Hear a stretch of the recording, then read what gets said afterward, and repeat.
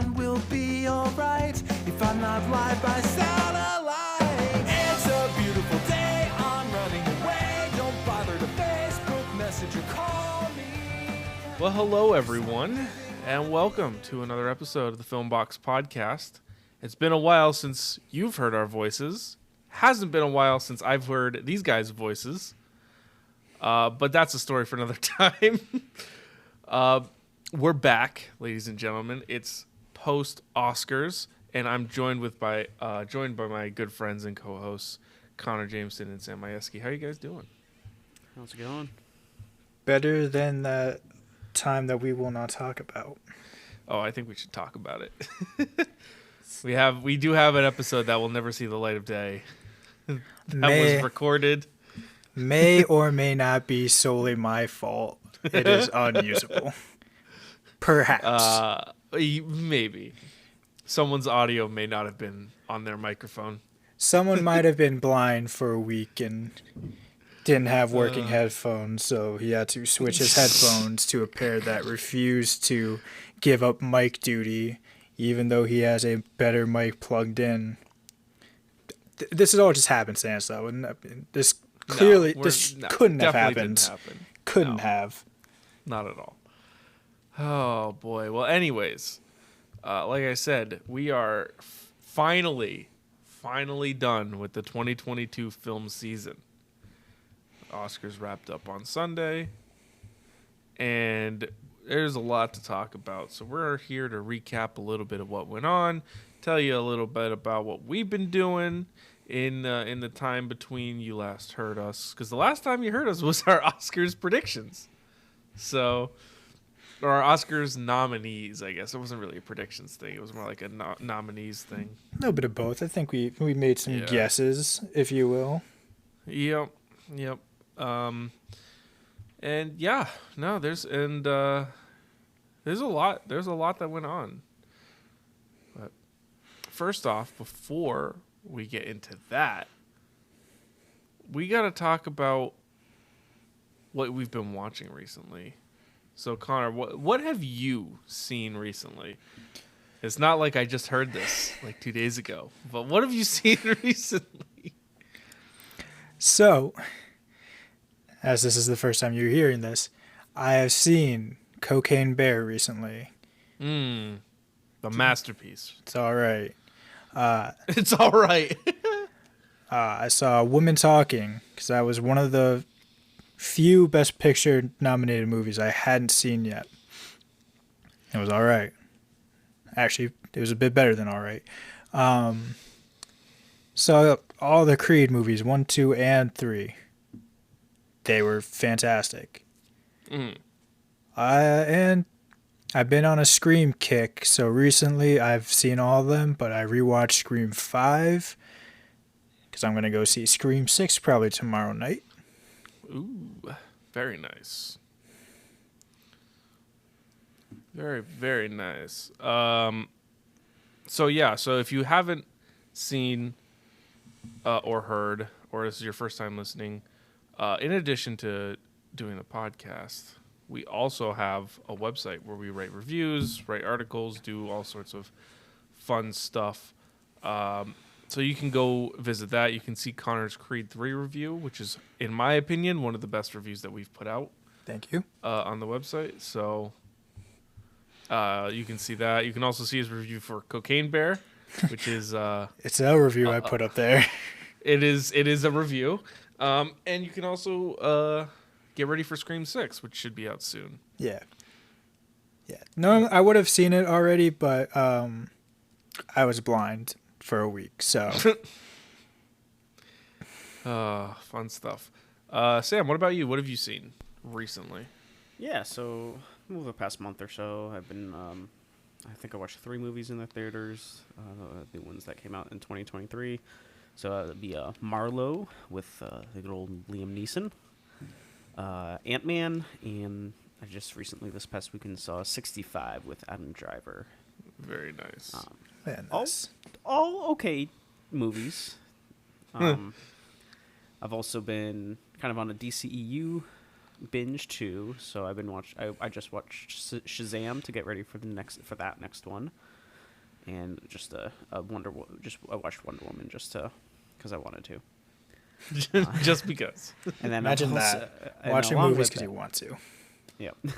And along with that, I've also been watching some of the animated Batman movies, like the hour and 20-minute long ones. Yeah.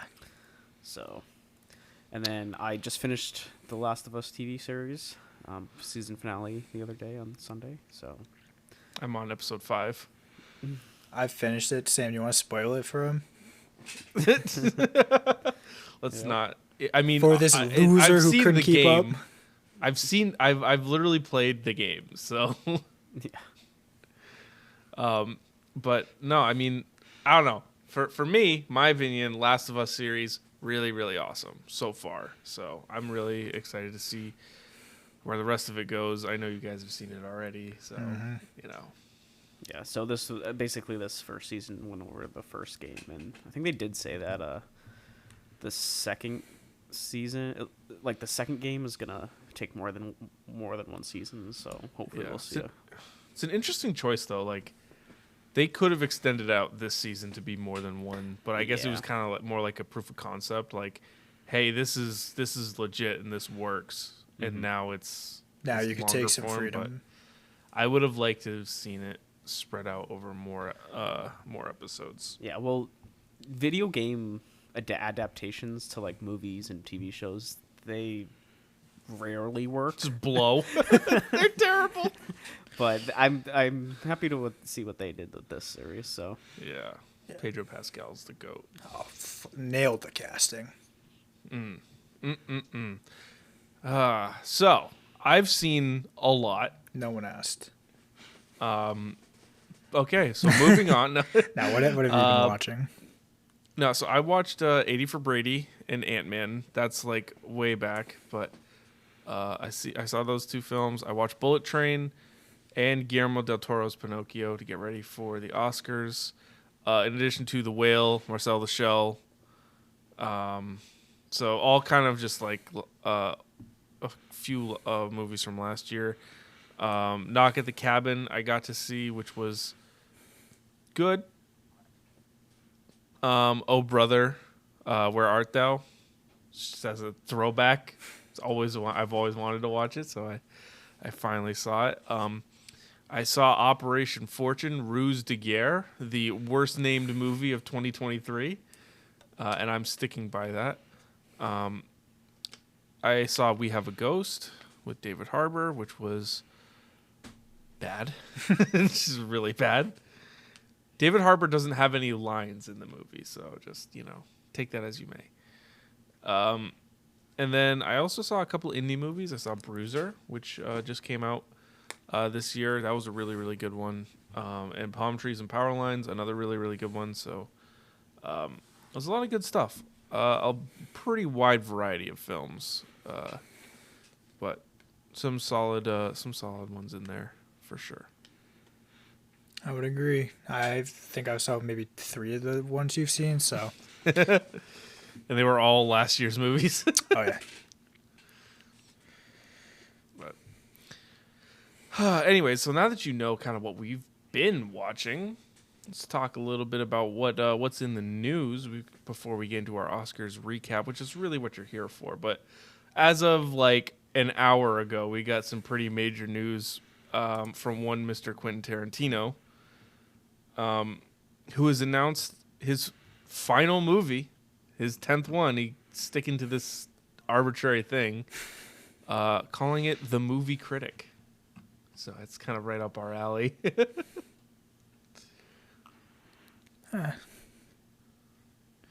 So I don't know really anything else about it other than, and there's really not a lot of information about it other than like it's an Tarantino original that he wrote. He's going to direct it, obviously. It's called The Movie Critic. There's gonna be blood and swearing And feet. And there's probably going to be feet. There's definitely going to be feet. That's the thing. Like this movie could end up just being like 30 minutes, and it's just like foot models just walking in and out, and him critiquing them. Yeah. Who knows? Yep, that's probably going to be it. But there's really honestly not a lot of information. Sources are describing the story as being set in the late 70s LA with a female lead. That's it. So not much.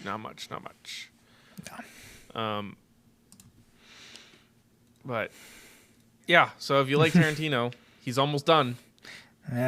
What a career it's getting, been. Well, yeah, it has. I also want to touch on this real quick. Something different. Speaking of famous directors and weird things that they do, James Cameron, he's a director. He just released a movie that you may or may not know. Just a little indie movie called Avatar: The Way of Water. It's a little indie movie that hasn't been in theaters for 6 months already. But so they just finally last week announced that Avatar: The Way of Water is getting a release date for digital in March and finally leaving the theaters. And in addition to it getting its release date in March, they have announced that there is 3 hours of bonus material on this bonus content, extra footage. This man is releasing a 6-hour movie into digital. So I remember back when this was still kind of being wrapped up, the movie itself, not the its theater run. And it was said like, oh, he had 9 hours worth of footage that he cut down to 6. Or yeah, he like cut it down to 6 and then cut it down to 3, I think. Something like that. Mm-hmm. That's way too much movie. It's a little much on the movie side. Like, that's literally Avatar's 3, 4, and 5. Or sorry, just 2, 3, and 4. All in one. He literally has the next 2 movies in the movie before the next movie. It makes no sense. Okay, you know what? To be fair, if we read the article, it does say that this is just bonus stuff. So, like, how they made it, casting and creating the world. Still, that 3 hours. That's a like, lot. normally, like, a lot of the behind the scenes stuff can be done in like an hour. You don't need to stroke your dick that much. And he's already finished Avatar 3 too. Avatar 3. Yeah. And that I think was like 9 hours also. So he has a lot of editing to do. Oh yeah, his visual effects team God bless their souls. Yeah, God. At least he treats his team right. Disney. Marvel. It's just a general. Whoa. Man, gotta get a drink real Had quick. a little tickle in the old throat. It's Marvel who doesn't treat them right. There, wanted to get that out. Oh my goodness. Boy, oh boy. Speaking of bad Hollywood studios and Disney, Star Wars is having some issues. Let's talk about Star Wars. So, and this is something that I wanted to talk about prior to some of this news coming out, but just recently, it has been announced that both the Kevin Feige Star Wars film and Patty Jenkins' Star Wars film completely canned by Disney, which is a shame because I know Patty Jenkins was like really excited to do her movie, so it's a shame that they canned it, but also like leads me to this bigger explanation of like, why is Star Wars struggling to make movies? Because of the fan base. I mean, so that's fair. So I forget who said it, but they said that they need to be wary of their movies or be more careful of making movies since after Solo, which I personally liked that movie. Yeah, I did too. the only reason why it didn't. Shut up, Connor. I actually like the movie. No. So I think the reason why it failed. What's it for me Failed. for? The reason why it did so bad because it came out how many months after The Last Jedi when that was the most Oh my controversial. Yeah. Yeah, it's just it's wild because like we're in an era where major franchises are like the thing, and like Marvel's doing really well. They've had a couple stinkers recently, but overall, I mean, they're doing great. Lord of the Rings is expanding and growing.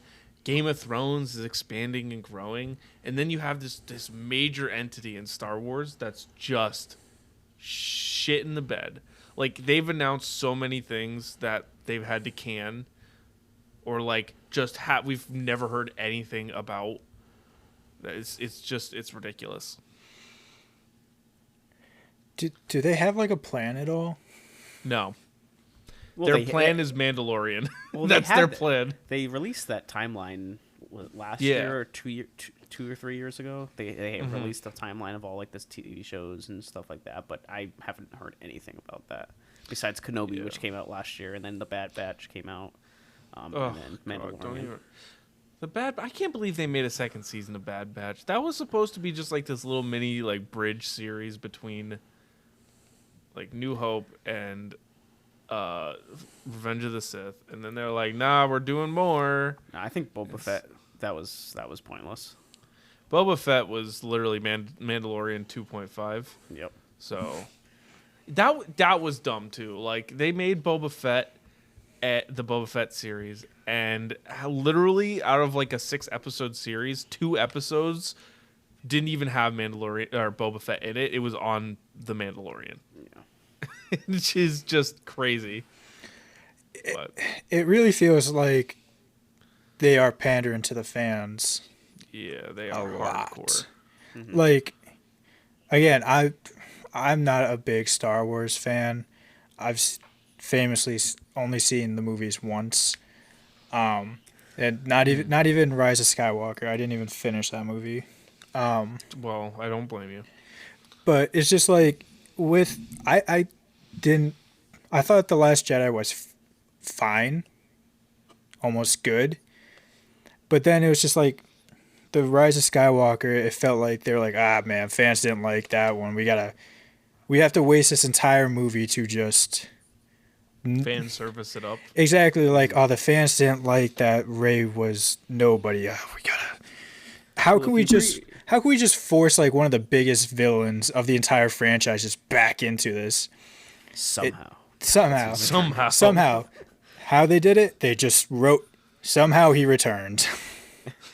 Well, if you've read, was it Colin Trevorrow, who's originally supposed to write episode 9? Like, his script was actually really Yeah, he had better. a really Yeah. good concept.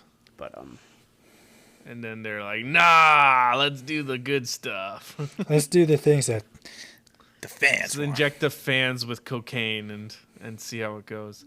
No, literally, it's like, yeah. And I've talked about this in the past. Like, Last Jedi, as it fits in the Star Wars universe and that saga, not the greatest, but as its own film, I thought it was pretty good. no, I agree with that. I always say The Last Jedi, great movie, not a good Star Wars movie. Yeah. It tried too hard to be different, and when you have 6-7 films at that point of like build up and story to pull on that you're expanding that, you can't just like completely throw it all away, because like there are reasons that Luke Skywalker is a certain way, and there are reasons that this character is here and doing this, and you know, and the concepts there were good, and if it was its own movie, it would have been good. But I think that's neither here nor there. yeah, I mean, I like how they brought the. Let me backtrack. I think they could have done an entirely new story with entirely new characters. I think bringing back the old characters, that kind of put a dent in it. That was tough. But Yeah, the whole sequel trilogy just felt misguided, to be honest. yeah, it started off okay. Started off pretty well. Yeah, well, But- Force Awakens was good. I know you were not a fan of the humor, but it wasn't a bad movie. It was literally A New Hope 2.0. It was. I will say I don't think The I've trench run. Let's start off on this desert planet, and then I don't think I've It's a ever Death Star. Didn't they already do that? Yeah. It's another Death Star. but bigger.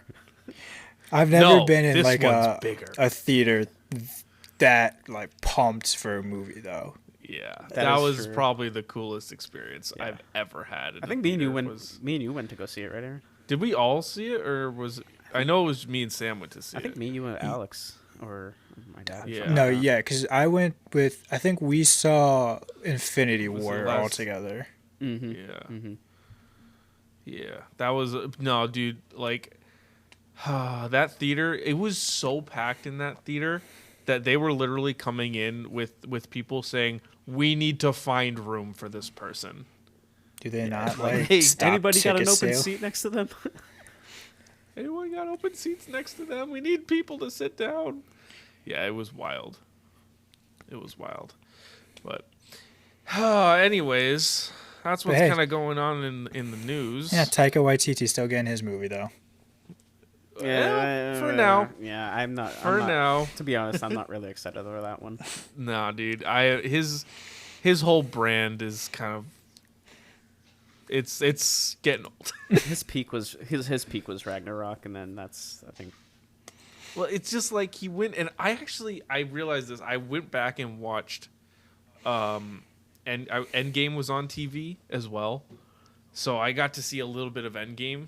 And it was just happened to be that section where they went to Asgard, quote unquote Asgard, to go get Thor. So it was very clearly a Taika section, and I was just like, "Nah, dude, this isn't it." Yeah, it Noob Master 69 on Fortnite. God. His whole brand of comedy is just kind of old. I feel like it's for baseball terms. It's like you got a really good like curveball or something, and you just unload it at like the perfect time. You know, you save Thor that franchise, and it's like great. And then you keep throwing it, and then they're like, okay, I know it's coming now, and then they Yeah. start like ripping it. Yeah, he overdid it in Love and Thunder. He Oh, did it God. Absolutely. I couldn't tell if he just went too far overboard or he really phoned it in on that one, but like it was too much. Yeah. I mean, yeah. But you know what wasn't too much? The Oscars and the movies that won awards at the Okay. Oscars. I was gonna You say like that transition? no. I was gonna say the Oscars are way too much, man. Yeah. Well, all right. Actually, I do want to talk about this because obviously, like I led off with the show, the Oscars were Sunday night. That was what On we're supposed to the- be talking about this entire time. Right. This whole episode is supposed to be on the Oscars, but now it is actually on the Oscars. We're here now. I have like they talked about Jimmy Kimmel in his opening monologue talked a lot about like you guys wanted it back. You guys wanted the all the awards to be in the same night. So we're giving you all the awards. I fully believe that the station, who was it that was airing it? ABC, NBC, whatever. One of those three letters. One of the alphabet companies. Yeah, right. They purposely dragged out that event so long so that people would be like, no, go back to the old way. Go back to doing just the major awards. Because, like, literally, they were doing award, small presentation, commercial all night. Yeah, that's the thing. Jimmy Kimmel, I thought fine. This is like the first time I've actually watched the Oscars. Mm-hmm. I don't know. I don't have anything to base it off of, so like I thought it was fine hosting, but you can't make the same joke about this thing being like 4 hours and then like be part of the reason that it is dragging on that long. Yeah, right. Literally. Like, Yeah. It was tough. And he started off good. His jokes Oh, towards yeah. the end though, like he ran out of steam. Like towards the end, he was It was very unfunny. He started dipping into like the political stuff at the end. It was like, dude, you're running low on stuff. When he asked Malala her Oh, thoughts God. on the spits, like he was running out of material before that. At that point, I was like, all right, we're gonna mute. Yeah, we're just gonna walk through the Jimmy Kimmel bits. I think at that point I was like, yeah, I'm gonna put The Last of Us on, and once I hear someone else's voice, I'll look up. Yeah. No. But anyways, even with the 4.5 hour long ceremony, we still got some awards and some moments to talk about. Connor, you want to lead us off with this discussion? Oh, also, I want to preface this with we did predictions prior to the Oscars. I don't want to spoil anything, but I won, so. Yeah, and on a not even a technicality, Aaron exploited a gray zone. We'll get to it, but he changed one of his answers mid-show. It was What? at least an hour and a half before they did that award. I realized what I had done and Oscars said, are this already is in. dumb. Oscars are already in. Exactly. well. I have the screenshots. Wouldn't have mattered in scoring, but I still won. You I still would've would've won. So. but it would have been a toss-up. Yeah. Yeah, we can kick off into it. So they started with the best animated movie. Guillermo del Toro's Pinocchio won.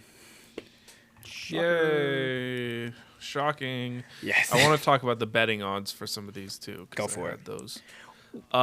So best animated feature, minus 2,000 odds for GDT's Pinocchio. Yeah. What was next? Next, Marcel, right? That's a great question. I can tell you in just a sec.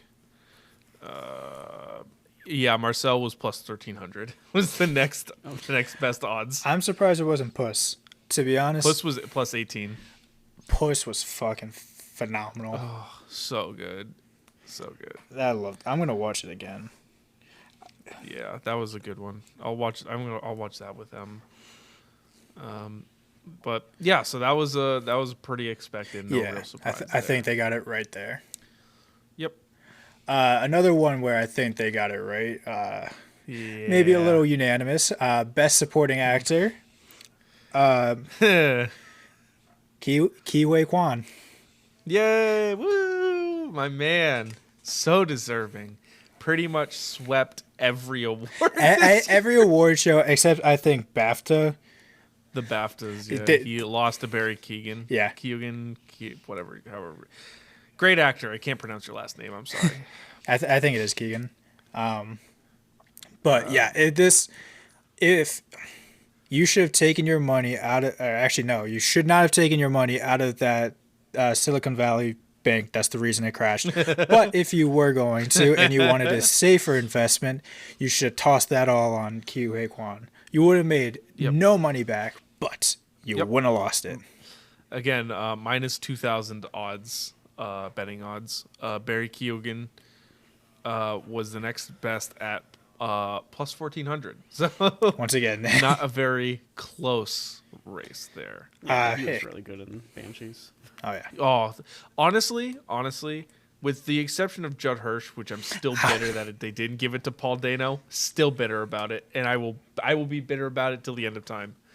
Oh my God! All right, everyone in that category was good. Also, I want to mention Paul Dano did present an award for best costume, and when he went up there, they were like, they did the joke is like, and this is how this is how you become a presenter for best costume.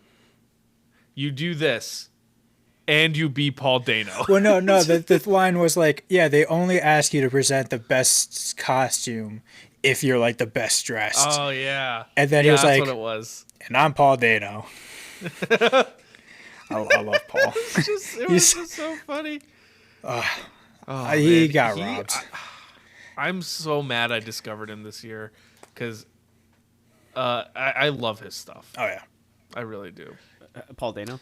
Yeah. You should see him in There Will Be Blood. I need to watch it. Such a good movie. So Yeah. I don't know why I had this thought, but I did. So Key was pretty he was gonna win that. Mm-hmm. If he went in the best actor category, do you think it's still that is it a slam dunk? I don't think. Okay. I think I think it's a lot closer. I think it then becomes a three-way race at that point. But luckily he was not Yeah. best actor. That would have tore your heart apart. It really would have. I would have hated to see those two compete against each other. Yeah, we'll get to it when we get to it. Yeah. But before that, we got to get to maybe the most controversial award of the night. Definitely gave us some real TikTok moments. Oh yeah, people were #mad online. Best supporting actress: Jamie Lee Curtis, Woo! my Laurie Strode. Didn't think she would win it. Probably should. She didn't even think. Did you see her reaction? When she won? We want to talk reactions. Carrie Condon, Angela Bassett, pissed off, and they deserve to be because I thought they were way better. They were I so mean, much better. Jamie was really good, and she definitely her performance was not to be like. She was really good in everything everywhere. She earned the nomination. She earned the nomination. I don't not think the award. I don't think she was the best in her movie. I know that's what a lot of people are saying on their podcast right now. I think it's true though. I mean, Stephanie Sue. I mean, if Stephanie Sue wasn't so young, and the Oscars tend to have like a bias against youths. young actors, she probably should have won. She was absolutely phenomenal in that movie. That last Angela scene, Bassett. Yeah. Oh, that last scene was. or like brutal. that Angela main scene. Bassett was really good in Black Panther. I don't know. Do you think that the fact that she was only in like half the movie had an effect on it? I don't know, because like she everyone was deserving in that category, honestly. Yeah. But I feel like it's tough because at some point it's kind of like with the MVP awards, like they have like they're unofficial, like you gotta play like if you're in NBA you gotta play like 60 or 70 games to be considered for MVP.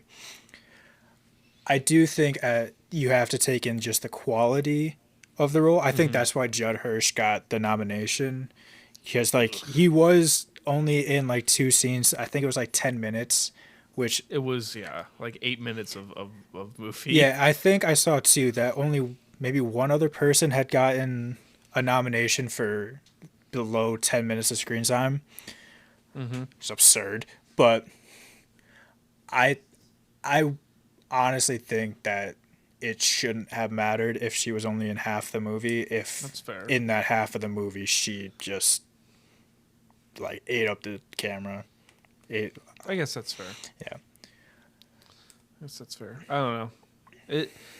They're all deserving, and if you had bet on Jamie Lee Curtis, you'd be at a plus 165 odds, which was the second highest. Angela Bassett was the running favorite at plus 130, but Yeah, no negative odds. So look, it was close. I'm glad that they gave it to Jamie. I don't think that a lot of people have said like, oh, it's a legacy win. It's a legacy win. I don't agree with that, because if it was a legacy win, she would have gotten it 10 years ago. She wouldn't have got it after 50 years in the industry. Or she should just got it from Halloween Ends. Yeah, right. They would have No, just 'cause given they- it to her for. then she would have had to compete with Michelle Yeoh and Kate Blanchett. Yeah. So they're like, where do we think we could squeeze her in? Like the easiest way to win. Can you imagine? Yeah, no. If she didn't And win it for again- Freaky Friday, I don't know when she would have. And again, the Oscars hate horror movies, so Yeah, that's another topic. you're preaching to the Yep. choir. Yerp. But yeah, I don't want to make it sound like I'm upset that Jamie Lee Curtis won. Like, there's no stakes in any of this for us. Like, Yeah. That's my Laurie Strode. Like, fuck yeah, I want to see her get an award. We say this. I would have been furious if Brendan Fraser didn't win. I would have burned that auditorium to the ground. No, Yeah. it's a surrogate win for horror. I'll take that. There you go. There you go.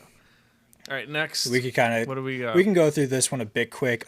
Best feature documentary, Navalny won.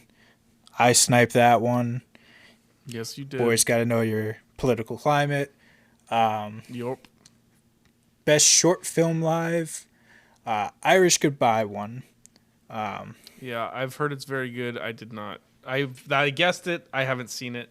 My research told me Irish Goodbye, so that's what I went Same. I love a good old Irish Goodbye, so I've got to roll with. with. I don't even know what that means. It's when you're at like a party or event and you just leave without telling anyone. Oh, I love doing that. Yeah, dude. That is my favorite thing to do. It's fun sober. It is so much more fun drunk. Because then you get to play the fantasy of a bit. My least favorite thing is making a big deal out of leaving. Like, oh, I'm leaving. Oh, he's leaving. And you got to say goodbye to everyone, and then it takes an extra 20. But, like, I just want to be like, peace out. Whoop, right out the door. I tell one person, I'm like, all right, I think I'm going to dip. And I don't even say I'm going to leave. I say I think I'm going to leave. That way. That's it. I am considering it. It is an option. But yeah. Boy. Anyways. Irish Goodbye won. It was cute that they sung Happy Birthday to, I don't know the actor's name, but I thought that was cute. Next up, Best Cinematography. This was an interesting one. Very interesting. All Quiet on the Western Front won. Oh, and I guess before we even get into this, once Jamie Lee Curtis won Best Supporting Actress, game over on the rest of the awards. It was going to be everything. Almost sweeping, but not quite. Yeah. So All Quiet wins Best Cinematography. Well, do you have their odds? Yeah, actually, they were the betting favorite at minus 340. Elvis was the second best odds at plus 340. So, I mean, there was... I feel like it wasn't as like far apart as it seemed. I thought Elvis had a really good shot. I also knew that All Quiet was, it's an amazingly shot film, so... Yeah, I saw someone say on Twitter that the best movies for cinematography didn't even get nominated, being The Batman and Decision to Leave. Oh my God! If Batman should have been, it would have won easy. But that aside, yeah, I thought that movie was so much fun to watch. You take away the subject material, just how it's shot. Very, keeps you invested. Next we had best makeup hairstyling, which was nutso. Oh yeah. Could not believe that. Yeah. So Sam had predicted Elvis. I knew it was going to be Elvis. I went for the whale off a Pipe Dream, and would you believe it? The whale won. So, we had it in the notes before, and it got deleted. It got deleted. But I think the past 3 or 4 winners of Best Actor or Best Actress also won for Best Makeup. So I also predicted The Whale, almost solely because I thought Brendan Fraser would win Best Actor. So I was willing to die on that theory. Yep. And still living. Yep. So, yeah, actually, according to this article from Vegas Insider, they had, going into that, they had The Whale at minus 120 odds, which was the best. but Elvis was at a plus 110. I mean, it was like neck and neck. I knew that like in the weeks leading up, Elvis was the favorite to win that, so it was gonna be close. Yeah. I really thought Elvis was gonna take it. So, I mean, they made Austin Butler look fucking grotesque. Or not Austin Butler. They made Tom Hanks look fucking grotesque. So that's kudos on them. But yeah, I mean, you're putting Brendan Fraser in a 300-pound fat suit. yeah, and making him look like pretty much unrecognizable. Oh yeah, hard to top that. All right, next one we had best costume design, which Sam sniped us on You knew. I did. with Black Panther. I thought Connor and I both, we thought it was going to be Elvis for sure. Yeah, it's like one of those movies where it's like he's got like a great outfit on like every single scene he's in, especially because it's also like a dated movie, being a biopic. But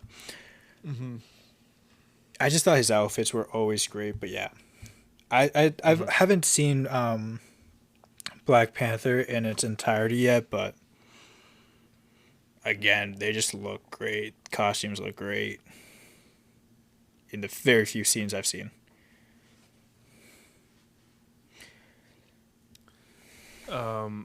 Yeah. So the odds there, Black Panther was a plus 100. Elvis was a plus 110. So that race was literally neck and neck. Yeah. So following that, we have Best International Film. All Quiet on the Western Front won. Yeah, that was a unanimous sweep on our part. Yeah, as the What were only the international film also nominated for Best Picture, kind of giveaway. Although the only other one that had a chance would have been Argentina 1985, since it did take home the Golden Globe somehow. Yeah. I mean, good on them for giving Netflix some love, like a Netflix original some love. Yeah. I just want to point out the odds for All Quiet on the Western Front to win, minus 3,500. Oof. That's the biggest one, right? That is the biggest one. Yeah. The next closest was Argentina 1985 at plus 1,000. Yeah.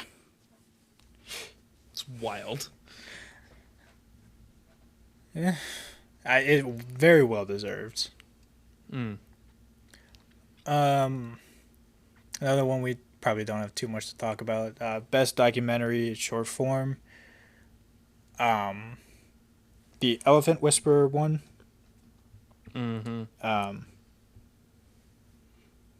Woohoo.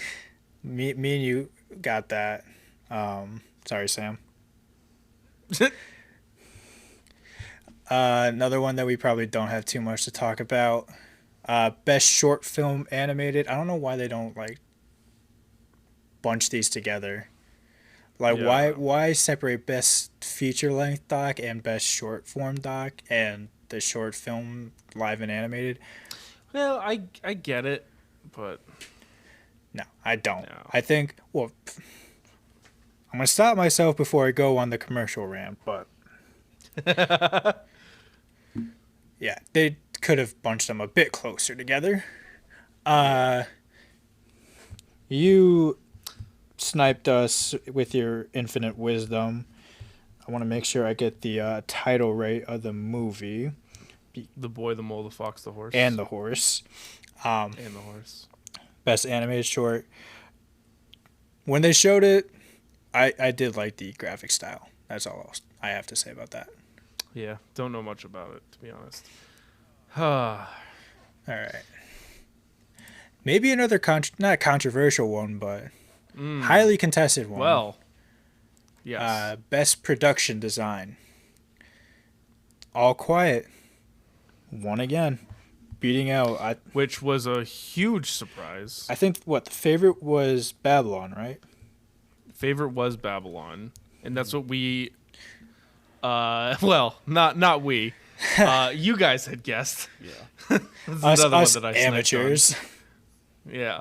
I did snipe this one, but the betting odds for best production design for All Quiet plus 900.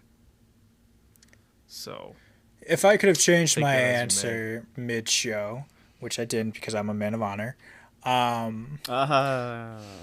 it wasn't even mid-show. It was like at the beginning. the show had started, therefore it was in the middle of the start and the end. Okay. It wouldn't have mattered. Yeah, that one. That was. A lot of people were saying, like, if you really love Babylon, that's the one you should be upset about. All Quiet swept. They were getting a lot of awards. All these so. technical ones, they were just cleaning up on. Them. Yeah, you can go. No, I was gonna say we had best original score, which we all missed. It was only one of 3 that we all missed, which is kind of impressive, to be honest. Yeah, surprisingly, we got the ones that like none of us had ever seen. Yeah, right. But so best original score, me and Sam both guessed Babylon. Connor guessed Banshees. It went to All Quiet on the Western Front. One of my favorite tweets I saw was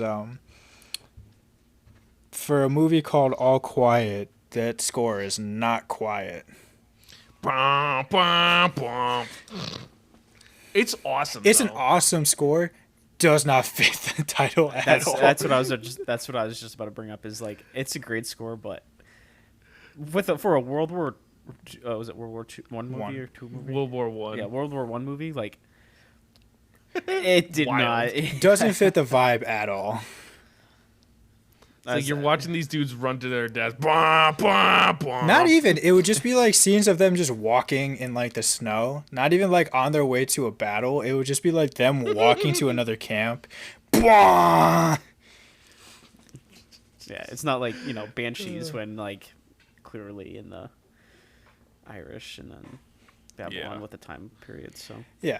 So All Quiet was a plus 175 odds. Babylon was minus 175, which was the favorite. Connor, your guess of Banshees of Inisherin plus 2,300 to go. I think it should have won. To be I honest, think it should have been at least lower than that. yeah. Let me find the other nominees real quick. It was Fablemans Yeah, no and shot. Everything Everywhere All at Once. I don't remember the score for either of those. I think that should be another sign that Banshee should have been higher because I at least remember that score. I will give it to All Quiet. It is super memorable. It's about the only one that I really truly remember. Yeah. I mean, Babylon, without even having seen the movie, I feel like I know the type of music it is, at least. Probably do. Yeah, a lot of brass instruments. Yeah. a lot of saxophone. Well, that was the thing. It was like Babylon, that score fit the movie. Banshees, that score fit the movie. All Quiet, maybe not. Babylon was a crazy movie and it had a crazy soundtrack.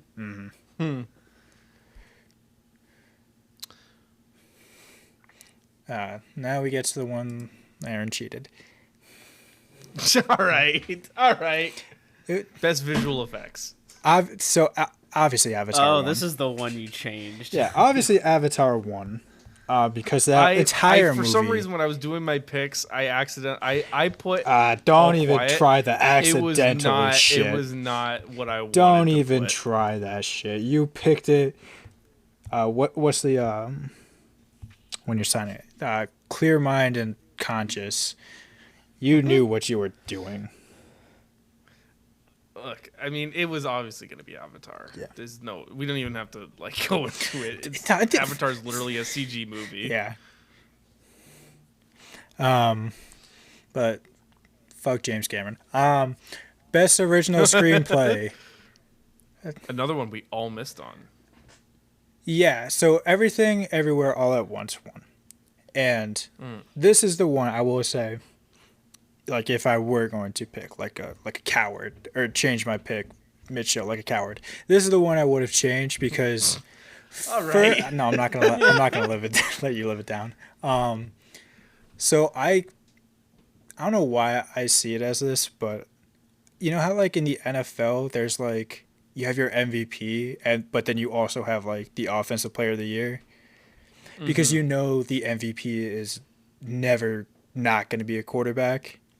So like, Yeah, pretty okay, much. we got to give someone else some love for having like this amazing season. I thought like this would be the Offensive Player of the Year to the Best Pictures MVP.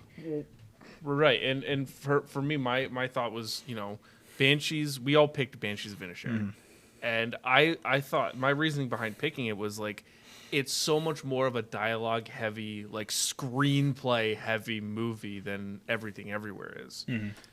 Especially with the setting and everything. Exactly. Well, right, and the whole movie is just about the dynamics between characters, and it's like a play that plays out in movie format, and I thought that was gonna get it.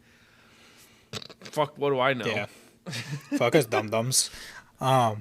Literally. I mean, that's what happens when you change your answer halfway through the show. Exactly. I guess you end up winning. That's what happens. You end up winning. Shut up. But yeah, it was like, I think at this point, it was very clear that everything was gonna go on a run real soon. Which they did, but we'll get there. I would have, again, I have no stakes in this, but I would have liked to see Banshees get one here. Just a little pity Oscar for Martin McDonough and like that whole cast. A pity Oscar. It's like Oliver Twist. He's just like, please, sir, may I have an Oscar? And the Daniels are like, no. Absolutely not. They ran out of speeches. I found that so they kept winning stuff, and the guy Daniel Kwan kept going up on stage and having something different to say. It's like, dude, we just heard this, man. I want to thank my teachers again. Double shout out. Honestly, a real power move. They should have just been like, we did it. We knew it. Peace. God. What's best adapted screenplay? Aaron sniped Sniped Aaron too. sniped it again. Sniped this Women one too. Talking won. Yeah, dude. I'm not mad about. Score wise, I am mad. Me and Sam picked All Quiet on the Western Front because like it was winning everything else. Literally. Why not? But in the same way, You could say it was winning everything everywhere all at once. not all at once. Otherwise, the award show would have been like a cool 30 Way minutes. faster. So these are the ones that this movie won. Can you imagine they did that instead of like this 4.5 hour show? They're just like, all right, best picture, best supporting actor, best supporting actress, best actress, best director, best original screenplay, everything, everywhere. Here's 50 Oscars. Disperse amongst yourself. But for the reason that Women Talking won, it's the reason I thought Banshees would win, or we thought Banshees would win. That is a very dialogue heavy movie. I mean, I thought all cool. Weird. Yeah. It's weird that they did that for one and not the other, but whatever. The best sound was next. That was a toss up. That one. So Connor and I had guessed Top Gun Maverick, which it did end up being.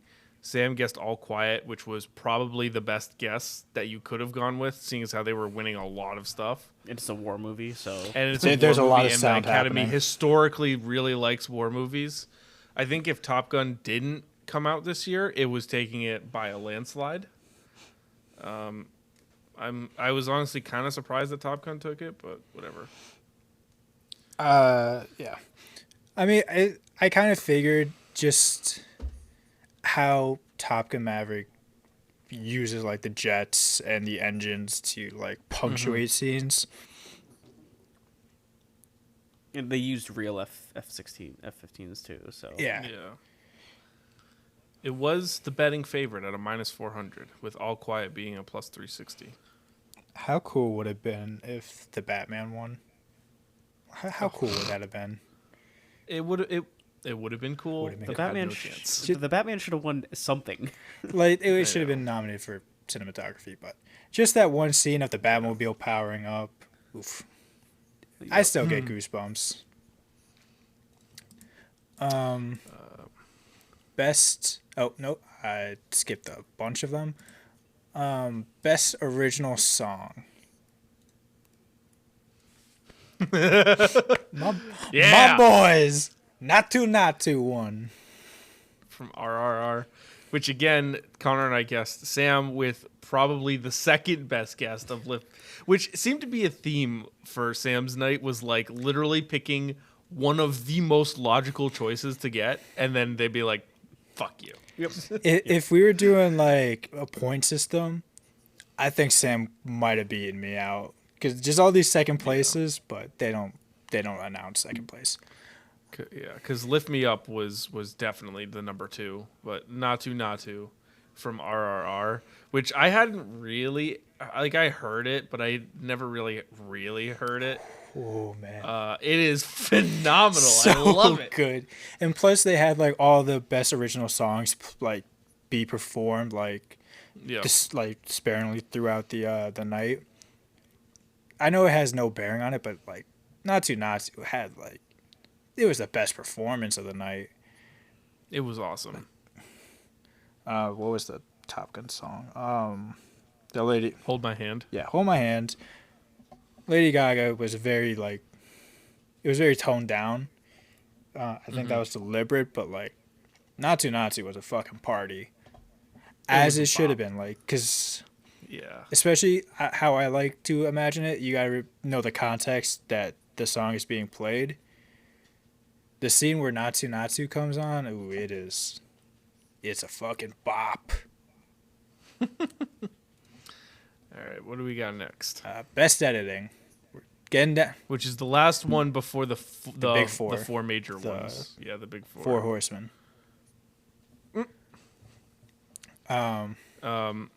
So again, same stretch here. Connor and I guessed Everything Everywhere. Sam had Top Gun Maverick, which is the second best choice I was gonna out say, of all that's- of these. It's like every single time it was, but you know I don't know, the editing and Everything Everywhere was just, it was wild. That it's hard to even describe that movie, really. Yeah, it took a bunch of risks. I thought like Elvis, for the same reason, would be high up there in terms of like, okay, maybe like the editing is unique enough where it stands out compared to like Tar. Like I don't remember. I don't even know why Tar was on that list. I didn't get that one.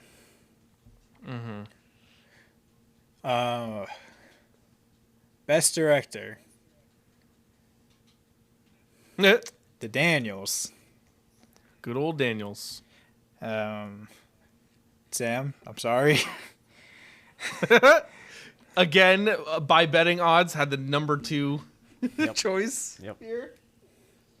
Yep.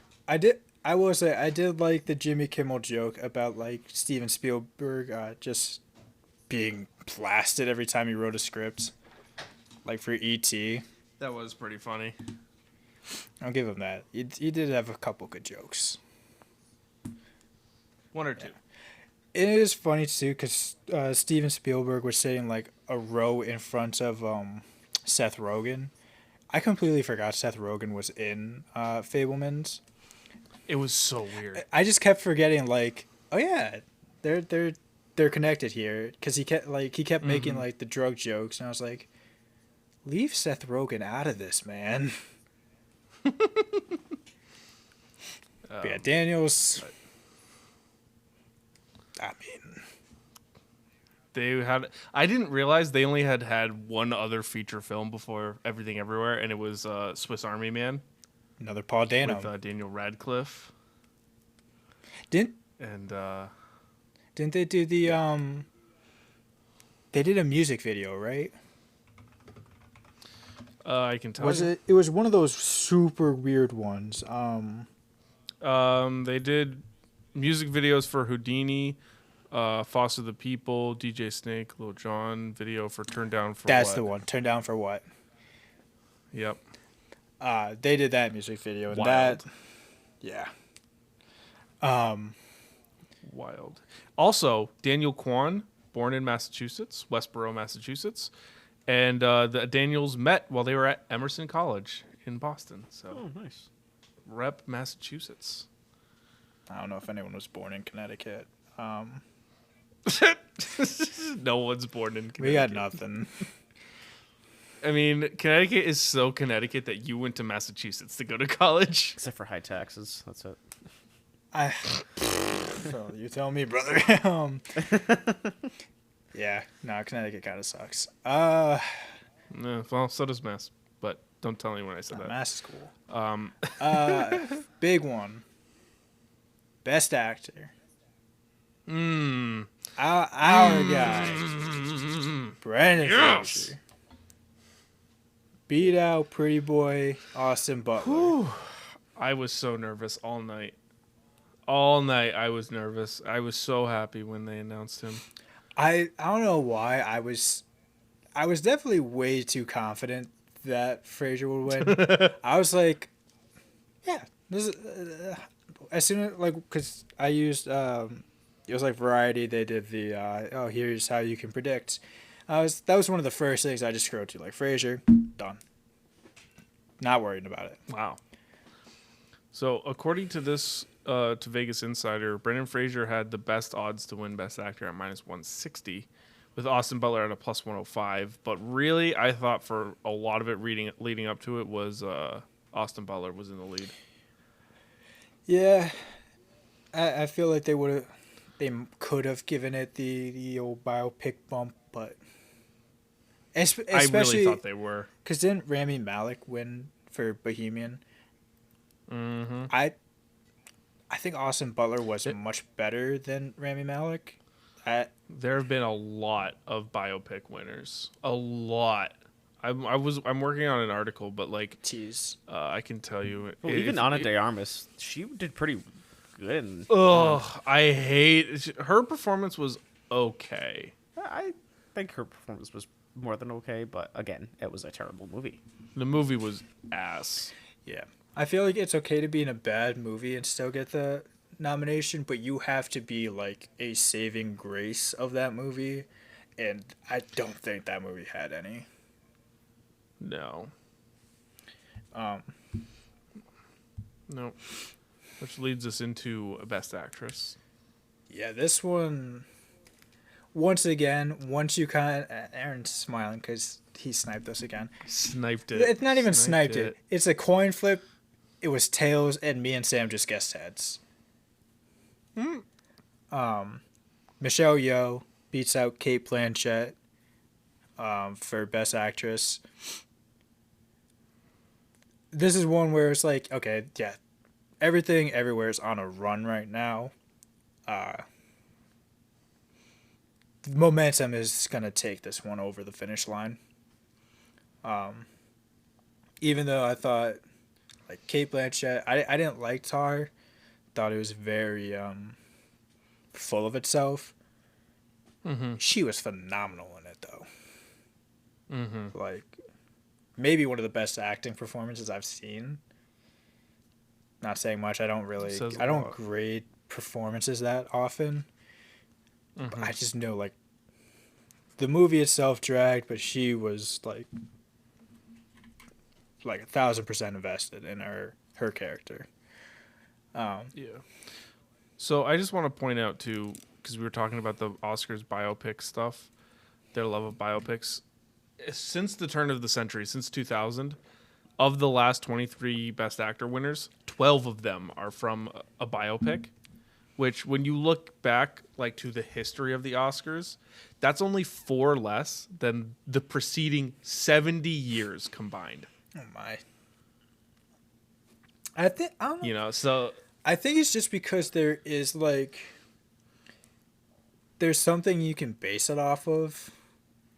yeah, yeah, it's weird.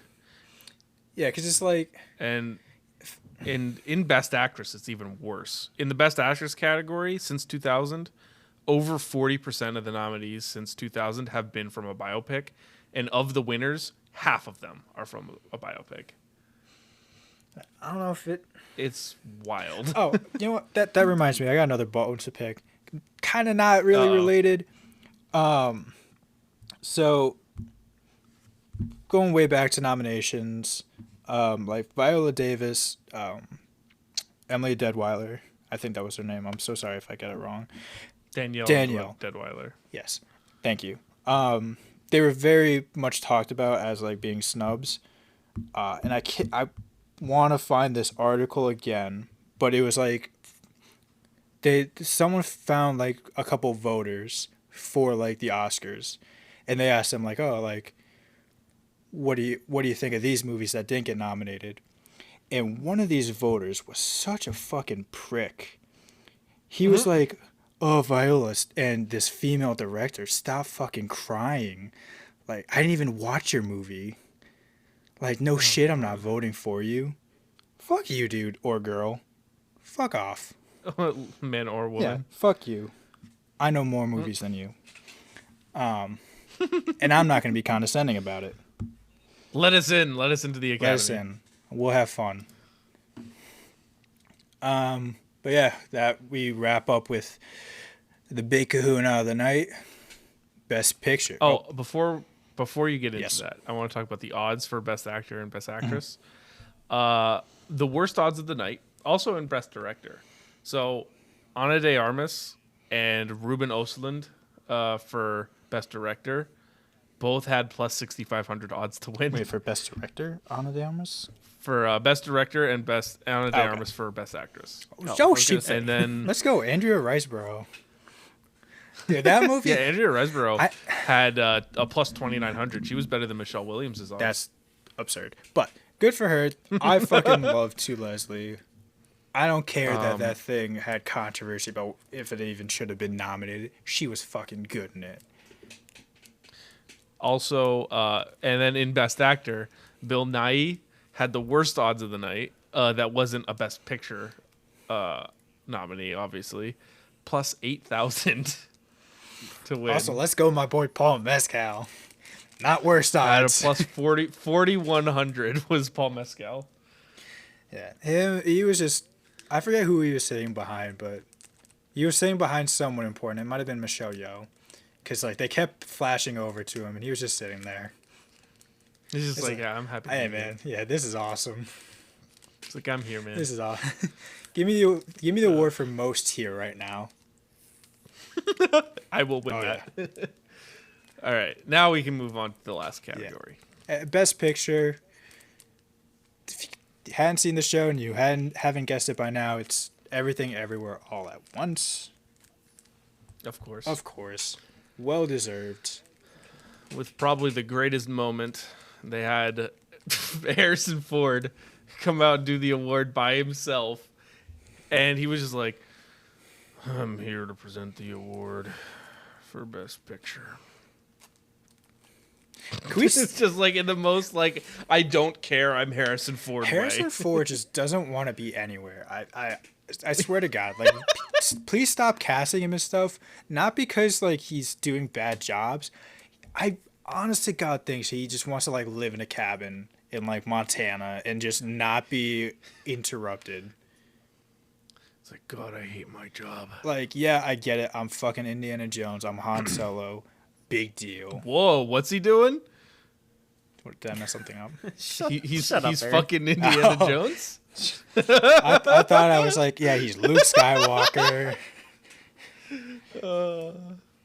I mean, we don't have to get into it, but if he gets into the old self-pleasure, then yes, he is fucking Indiana Jones. Anywho, Oh. yeah, just let him be. Let him just exist. Him and Bill Murray. But when he announced it was Everything Everywhere, and he had his embrace with Ke Huy Quan, who, if you don't know, Key's first role was in Indiana Jones and the Temple of Doom as Short Round. Was then subsequently in The Goonies as Data, and then did a couple of other things as a young adult, but really was out of work for more than 20 years in the industry. Couldn't find work, and then came back in his first role was Everything Everywhere. And so their embrace was really fun to see. I was very happy about that. Yeah. At first, I was like kind of surprised that he wasn't announcing Best Supporting Actor, but I am glad that they did get their moment. It's adorable. I cried. But yeah, that's the Oscars, ladies and gentlemen. We've gone through it all. Faster than 4.5 hours. Even Yeah, with our well- talk on Star Wars and Yep. feet.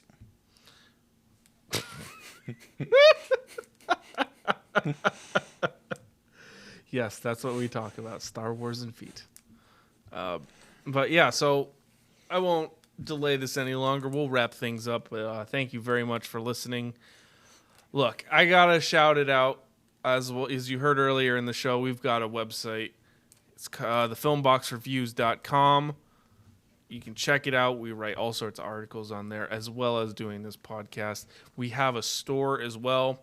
You can go and buy some amazing merch products. You don't have to, but any little bit helps. You know, we put a lot of effort into this project, and we do it all so that we can put stuff out for free. And, you know, any sort of support means a lot to us. It means that you want to keep listening to what we do and reading what we write and believing in us to follow this dream. And, you know, we always were extremely gracious to be able to do this. So, but yeah, otherwise you can follow us on socials. Those will be linked in the description. You can also follow our Letterboxd profiles. Those will be in the description as well. You can, let's see, what else can you do? Oh, I want to thank Josh Woodward for our theme music. I forgot last time what his name was. That bad. You but could I have didn't completely forget this ignored it time. because that was on our botched recording. It was, but I wanted to acknowledge it. I do remember your name. Not like you listen to this anyways. But yeah, so that, yeah. And then, what else? Oh, subscribe, leave a rating, tell your friends, any sort of way to spread the word. That'd be great. We really appreciate it. We put a lot of hard work into this, but without further ado, this has been another episode of the Film Box Podcast. We will see you guys later. Buy the merch. Message or call me.